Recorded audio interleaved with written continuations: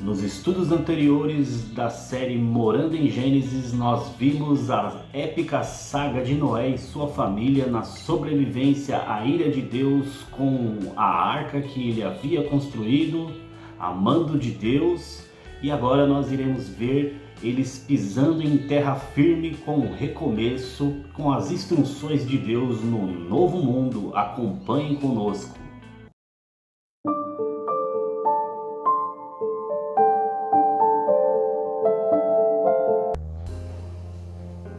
Olá, seja muito bem-vindo. Você está no canal Nômades Literários na série Morando em Gênesis. Meu nome é Fernando, serei vosso anfitrião nesse estudo de hoje e teremos algumas riquezas na descrição desse vídeo. Você pode acompanhar a separação de capítulos, bem como o PDF, um e-book de apoio a esse estudo e as referências consultadas. Então, bora para a aula!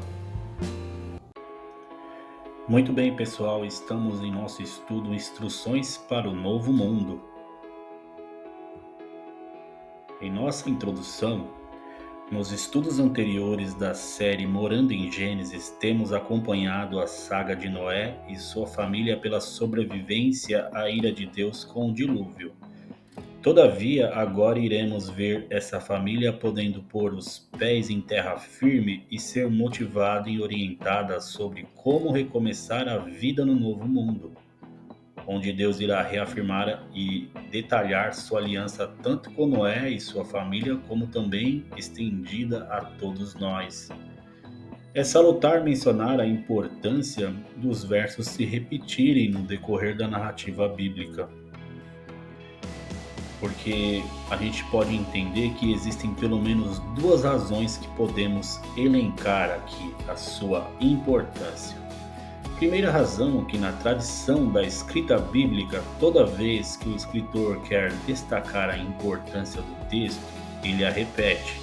Diferente de nossa cultura contemporânea de gramática e ortografia, que quando queremos destacar algo no texto, sublinhamos, colocamos em negrito, itálico ou em caixa alta. Por isso que o próprio Senhor Jesus, quando diz em verdade vos digo, estava exaltando a importância de ser uma verdade absoluta o que ia dizer. Segunda razão é que conforme a palavra de Deus se reafirma, nós vamos sendo renovados com nossas impressões do texto, conforme a iluminação do Espírito Santo, mediante o texto sagrado, divinamente inspirado e revelado a nós. A bênção do efeito e realização. Deus abençoou Noé e os seus filhos, dizendo: sejam fecundos, multipliquem-se e encham a terra. Versículo 1. Já observamos que o texto é um paralelo com o mandato cultural feito a Adão. Porém, agora notamos a importância de haver uma bênção para validar a ação do homem na terra. Existe um poderoso mistério incluindo entre toda a ação e seu efeito produtivo de sucesso. E deixamos de perceber um grande detalhe: se Deus não abençoar, não haverá sucesso, principalmente no tocante quanto ao processo de gestação e parto na Idade Média, ocorrendo um grave risco de morte tanto para a mãe quanto para o bebê. E isso é um forte motivo de louvor a Deus. Vemos aqui uma imagem do século XV desse pintor François Mitry, cerca do ano 1475, onde ele ilustra o nascimento de Esaú e Jacó, e vemos aqui como era dificultoso o parto, né? Se hoje, com os recursos e avanços da ciência, tecnológicos na área da obstetrícia, a gente sofre e volta e meia somos acometidos de grandes catástrofes e complicações, imagina naquela época. Domínio condicionado. Todos os animais da terra e todas as aves do céu terão medo e pavor de vocês. Tudo que se move sobre a terra e todos os peixes do mar serão entregues nas mãos de vocês. Versículo 2. Vimos no estudo anterior o contraste entre Adão e Noé nessa ordenança de domínio sobre a criação de Deus pelo homem, onde no mundo sem pecado os animais, tanto do céu, terra e mar, se sujeitavam a serem dominados pelo homem em livre e espontânea vontade, vivendo em perfeita harmonia. Agora, entretanto, a humanidade passará a dominar os animais com acentuado esforço e caça condicionados à hierarquia da cadeia alimentar. E podemos elencar o cuidado de Deus em preservar a ordem de sua criação para a humanidade, mesmo que decaída pelo pecado que a sujeitou. Carnívoros, tudo que se move e vive servirá de alimento para vocês, assim como lhes dei a erva verde, agora lhes dou todas as coisas. Versículo 3. Vemos aqui a autorização oficial de Deus para se comer carne. O texto não revela se já comiam antes. Provavelmente sim, mas aqui é liberado até por um motivo óbvio e objetivo que já foi explicado anteriormente, que até que a terra produzisse alimento era o único meio de alimentação. A valorização do sangue. Carne, porém, com sua vida, isto é, com seu sangue, vocês não devem comer. Certamente requererei o sangue de vocês, o sangue da vida de vocês, de todo animal requererei, bem como do ser humano. Sim, de cada um requererei a vida de seu semelhante. Versos 4 e 5. Deus instrui a sangrar os animais abatidos, revelando a importância do sangue, preparando Noé e os seus descendentes para valorizar o sangue, porque é o sangue que era oferecido sobre o altar como pagamento pelos pecados do povo e apontando para o precioso sangue de nosso Senhor e Salvador Jesus Cristo. E também notamos alguns motivos em prol dos próprios animais, como não os abater a pauladas ou por asfixia, onde se permanece o sangue, ou comê-los vivos com a maior selvageria e atrocidade grotesca. O sangue de animais hoje.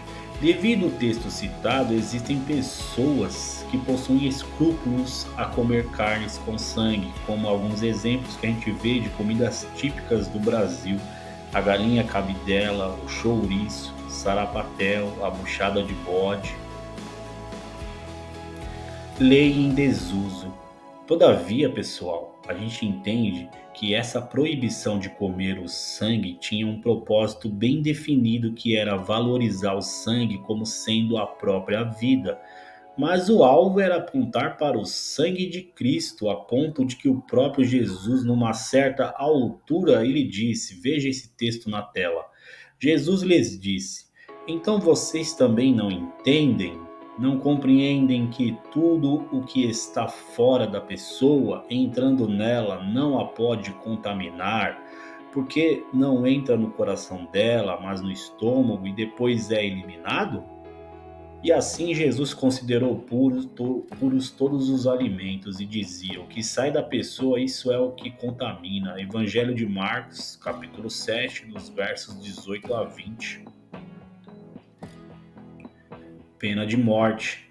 Se alguém derramar o sangue de uma pessoa, o sangue dele será derramado por outra pessoa, porque Deus fez o ser humano segundo a sua imagem. Versículo 6. Aqui acontece a instituição de pena de morte, como punição ao homicídio e à violência tão abominada por Deus. Ainda não está muito claro aqui, porque virá a ser mais detalhada no livro de Êxodo, com os 10 mandamentos, onde na verdade aquele mandamento não matarás significa não assassinarás premeditadamente. Tanto que na própria lei de Moisés não há culpa para legítima defesa. Se um ladrão for achado arrombando uma casa e sendo ferido morrer, quem o feriu não será culpado do sangue. Êxodo capítulo 22, no versículo 2. E temos alguns propósitos subentendidos aqui com essa ordenança, com essa instrução de Deus. Vemos aqui preservar a vida enquanto imagem e semelhança de Deus, abolir a vingança, e justiça, né, os justiceiros com as próprias mãos e o homicídio, seja por qual for o motivo. Autoridades para execução da pena. Vemos aí uma imagem de Pôncio Pilatos. Esse poder de julgar e executar pena de morte foi assimilado inicialmente pelos patriarcas como Noé, que era a autoridade civil e religiosa na época. Depois, à medida que a humanidade se estabeleceu e se espalhou pela terra, essa autoridade foi assimilada pelos chefes de famílias, tribos, governantes de cidades e vilas que haveriam de se erguer, né? Então, essa autoridade, essa execução dessa pena de morte, hoje cabe ao Estado, né? Não à igreja. E isso é um paralelo e uma aplicação que podemos fazer. Se você está agora num país onde existe a pena de morte, não há por que você fazer manifestações contra. É claro que nós somos a favor da vida, razão à vida, mas isso é um assunto que cabe ao Estado. Inclusive, a gente vê aqui na tela o texto do próprio Evangelho de João, no capítulo 19, onde o próprio Jesus Cristo reconheceu, na época da sua crucificação, o Pôncio Pilatos como uma autoridade capacitada para a execução da pena da crucificação, que era uma pena de morte na época, né? Vamos ler esse texto. Então Pilatos o advertiu: Você não me responde? Não sabe que tenho autoridade tanto para soltar você como para crucificá-lo? Jesus respondeu: O Senhor não teria nenhuma autoridade sobre mim se de cima não lhe fosse dada. Por isso, quem me entregou ao Senhor tem maior pecado. Evangelho de João, capítulo 19, versos 10 e 11.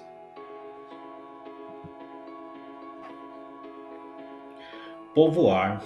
Mas sejam fecundos e multipliquem-se.